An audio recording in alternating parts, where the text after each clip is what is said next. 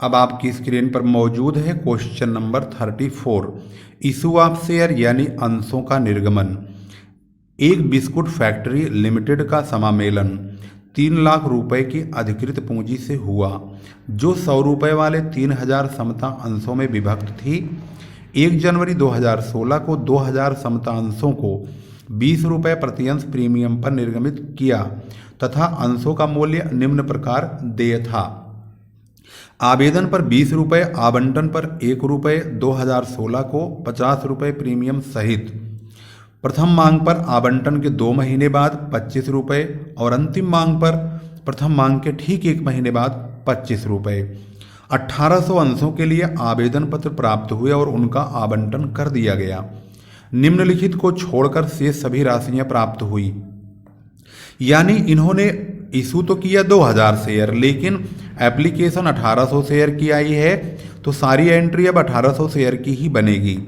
इसमें भी 200 अंशों के एक धारी ने केवल आवेदन राशि का ही भुगतान किया, यानी इन्होंने सिर्फ एप्लीकेशन का पेमेंट किया है, आगे के allotment, first call, final call का पेमेंट नहीं किया है। 100 अंशों की एक धारी ने अंतिम मांग चुकता नहीं की, यानी इन्होंने एप्लीकेशन से लेके फर्स्ट कॉल तक पेमेंट किया है, लेकिन फाइनल कॉल का पेमेंट नहीं किया है। कंपनी ने उचित सूचना के बाद 300 अंशों का अपवर्तन यानी हरण कर लिया। इन्हें 80 रुपये प्रति अंश के हिसाब से पुनर्निर्गमित कर दिया है। कंपनी की रोकड़ बही तथा जर्नल में आवश्यक प्रविष्टियां कीजिए तथा आर्थिक चिट्ठा भी बनाइए। यहाँ पर आपको सोचना होगा कि कंपनी की रोकड़ बही भी मांगा जा रहा है और साथ में जर्नल भी। जब हम रोकड़ बही बनाते हैं तो जर्नल में बैंक वाली एंट्रीज को छोड़ करके बाकी सारी एंट्रीज को बनाते हैं। बैंक वाली को हम सीधे कैश बुक में पोस्ट कर देते हैं। जब यहाँ पर हम इसकी वर्किंग करेंगे तो इसमें ये देखेंगे कि 1800 शेयर इस प्रकार से कॉलिंग होगी इस पर, और कॉलिंग जब करेंगे तो कॉलिंग के बाद आप देखेंगे ध्यान से तो एप्लीकेशन आराम से पैसा मिलता है। अलॉटमेंट पर 200 शेयर का एरियर हुआ, 200 वाले बंदे ने आगे सभी कॉलों पर पेमेंट रोक दिया। जब फाइनल कॉल होती है तो वहाँ पर एक शेयर होल्डर और मिल जाता है, यानी यहाँ पर 300 शेयर का पूरा एरियर हो जाता है। तब हमने यहाँ पर 200 वाले का अलग वर्किंग बनाया और 100 वाले का अलग बनाया। 200 वाले को अगर ध्यान से देखें तो इसने एप्लीकेशन का पेमेंट किया है, लेकिन अलॉटमेंट का और फर्स्ट कॉल का और फाइनल कॉल का पेमेंट नहीं किया है। 100 वाले ने सिर्फ एप्लीकेशन, अलॉटमेंट और फर्स्ट कॉल तक पेमेंट किया है, लेकिन इसने भी लास्ट वाली कॉल पे एरियर कर दिया है। जब हम इसकी जर्नल एंट्री बनाएंगे तो जर्नल एंट्री बनाने के लिए आपको ध्यान देना होगा, इसकी बैंक वाली जो एंट्री होंगी वो हम कैश बुक में दिखाएंगे। कैसे दिखाएंगे? अब आपकी स्क्रीन पर कैश बुक और जर्नल एंट्री दोनों चलेगी साथ के साथ है। 1800 इंटू 2 यानी 20, 1800 इंटू 20 करेंगे तो 36,000 रुपये आएगा। इससे हमारे शेयर एप्लीकेशन में बैंक वाली एंट्री आएगी जनवरी 1 को 2016 को टू इक्विटी शेयर एप्लीकेशन 36,000 रुपये यहाँ लिखेंगे। जब ये एप्लीकेशन का पैसा प्राप्त होगा तो यह कंपनी अपने शेयर कैपिटल में ट्रांसफर करेगी। उसके लिए जो एंट्री होगी, equity share application account debit to equity share capital account, ये वाली एंट्री संपन्न की जाएगी। उसके बाद जब हम दूसरी कॉल करेंगे अलॉटमेंट की, तो अलॉटमेंट की कॉल आप देखेंगे कैसे हो रही है। अलॉटमेंट की कॉल होगी 1800 इंटू 30 और 1800 इंटू 20, यानी 18 3 54, 54,000 रुपये, 18 दूनी 36, 36,000 रुपये। इस प्रकार से शेयर अलॉटमेंट की कॉल होगी। Equity share allotment account debit to equity share capital account 54,000 रुपये, 54,000 टू सिक्योरिटीज प्रीमियम में 36,000, कुल मिला के 90,000 रुपये मांगे जाएंगे। और 90,000 रुपये जब यहाँ प्राप्त होने का टाइम आता है तो यहाँ पर 200 शेयर का पैसा 50 रुपये के रेट से नहीं मिलता, यानी 10,000 रुपये पूरे कट जाते हैं। तो इसका मतलब है कैश बुक में यानी बैंक में जो एंट्री आएगी यानी जो पैसा आएगा वो 10,000 रुपये नहीं मिलेगा। तो मिलेगा कितना? 1 फरवरी को टू इक्विटी शेयर अलॉटमेंट के नाम पे सिर्फ 90,000 में से 10,000 कट जाएंगे, तो बैंक में 80,000 रुपये ही प्राप्त होंगे जो कैश बुक में आएगा। इसके बाद हम अगली कॉल 1800 इंटू 25 यानी 36,000 25, 36, 45,000 की करेंगे।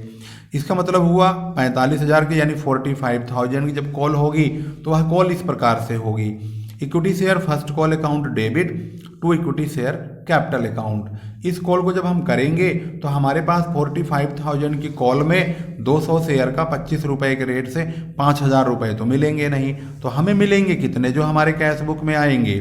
तो हमें 1 अप्रैल को to equity share first call के नाम से 40,000 रुपये प्राप्त होंगे, 5,000 रुपये नहीं मिलेगा। इसके बाद हम अगली कॉल करेंगे 1800 इंटू 25 यानी कि 45,000 की दूसरी कॉल होगी। हम यहाँ पर equity share and second and final call जब करेंगे तो 45,000 की ये कॉल भी होगी, लेकिन जब हम इस कॉल को कर रहे हैं तो हमें यहाँ पर 2 शेयर होल्डर शामिल हो जाते हैं, एक 200 वाला और एक 100 वाला।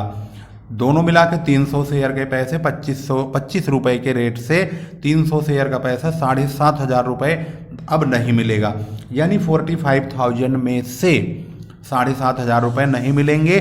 तो मिलेगा कितना, हमें मिलेंगे इक्विटी शेयर फाइनल कॉल के 37,500 रुपये, यानी हम 45,000 में से 7,500 घटा देंगे तो 37,500 रुपये मिलेंगे। इसके बाद हम आगे के काम करेंगे फॉरफिट करने का। तो यहाँ पर आप देखेंगे 200 शेयर का ये हमने वर्किंग किया है, जिसमें 20 रुपये पेड है, बाकी ये सारे पैसे अनपेड हैं। तो पहले हम फॉरफिट करेंगे 200 शेयर का। तो जब हम 200 शेयर का फॉरफिट करेंगे तो 200 की मल्टीप्लाई पूरे 100 से करेंगे और 20 से भी करेंगे। 100 रुपये का शेयर कैपिटल है और 20 रुपये का सिक्योरिटी प्रीमियम है।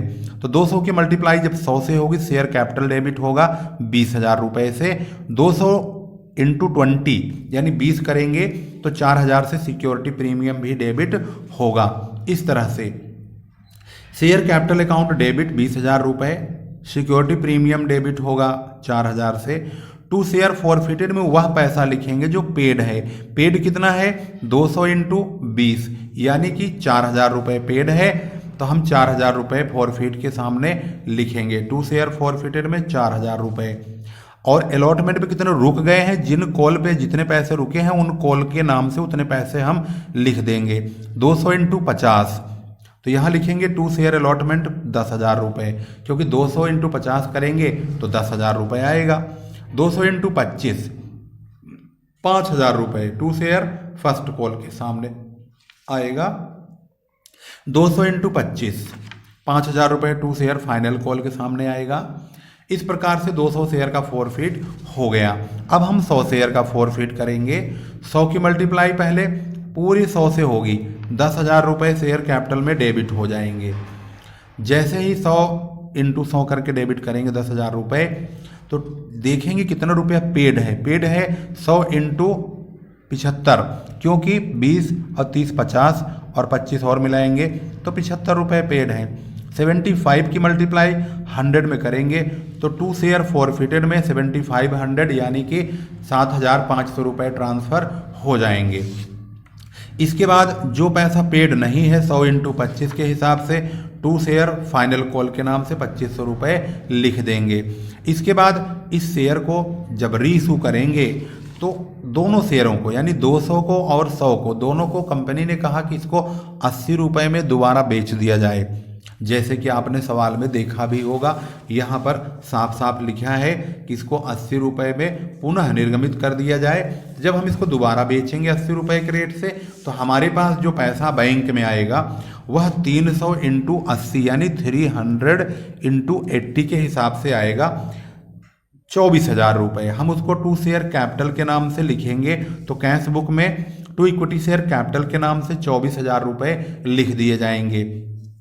अब क्योंकि इसमें 6,000 की पूर्ति हमें शेयर फॉरफिट से करनी पड़ेगी तो वह 6,000 की हमें जर्नल एंट्री करनी पड़ेगी। Share forfeited account debit to share capital account के नाम से वह 6,000 रुपये हमें लेना होगा, क्योंकि बैंक वाली एंट्री तो हमारी कैश बुक में जाएगी, लेकिन जो बैंक से हट के बचेंगे उनको हमें एंट्री करनी पड़ेगी।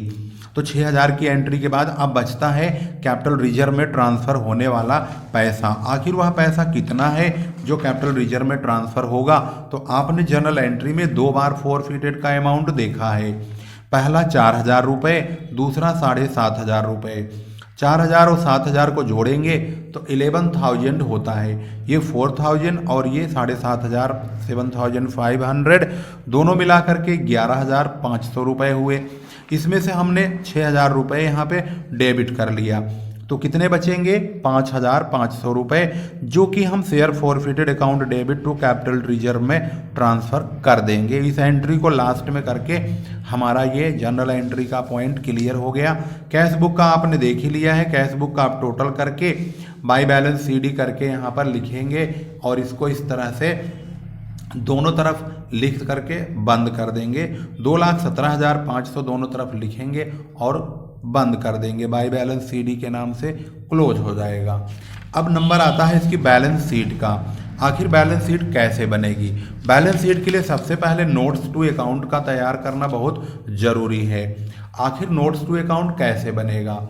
नोट्स टू अकाउंट के लिए सबसे पहले शेयर कैपिटल के उस भाग को लिखते हैं जिसके कंपनी ने टुकड़े किए हुए हैं, यानी अथोराइज कैपिटल। इसके बाद एसेट्स सवाल में शुरू में पढ़ लिया था, करंट एसेट्स लिखेंगे, शेयर की सब हेडिंग जो कि 100 रुपए वाले हैं, 3 लाख 4 लाख शेयर का अथोराइज कैपिटल ये बंद रहेगा, बैंक के नाम से नहीं खुलता है। इस प्रकार से issued and subscribe capital company ने 2000 इक्विटी शेयर 100 रुपए हो जाएंगे, 2 लाख रुपए। इस प्रकार से आपकी बैलेंस शीट हालांकि इसको हमें दिखाना नहीं है, इसी प्रकार की बैलेंस शीट में आने के लिए इसे नोट्स टू अकाउंट में ही रखना है, दिखाना तो चैनल को जरूर सब्सक्राइब करें। कार्ड पेड की जो कैपिटल है वो 1800 इक्विटी शेयर है, जो कि 100 रुपए के हिसाब से 1,80,000 रुपए इनको पूरे मिल चुके हैं, क्योंकि 300 शेयर के पैसे नहीं मिले थे, लेकिन वो भी बाद में इशू करके उसको भी कंपनी ने प्राप्त कर लिया है।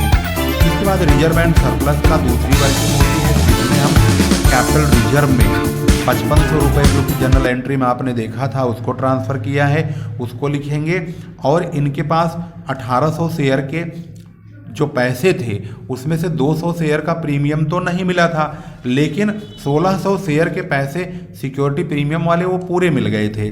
20 रुपये का रेट है, 1600 की मल्टीप्लाई 20 से करेंगे तो 32,000 रुपये का सिक्योरिटी प्रीमियम होता है।